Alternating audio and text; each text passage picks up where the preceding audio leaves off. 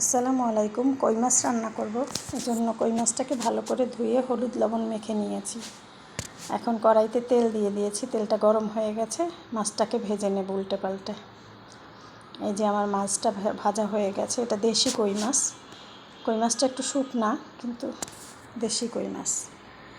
যেই তেলে আমি মাছ ভেজেছি ওই তেলেই আমি পেঁয়াজ ভেজে নিয়েছি। পেঁয়াজ বাটা, রসুন বাটা, হলুদের গুঁড়া, মরিচের গুঁড়া, লবণ, জিরা দিয়ে মশলাটাকে একটু কষাই নিলাম।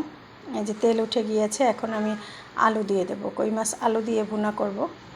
আমার বাসার সবাই আবার আলু খুব পছন্দ করে। আলুটা ভাজা ভাজা হয়ে গেছে, এখন আমি ঝোল দিয়ে দেব। এই যে ঝোল দিয়ে দিয়েছি।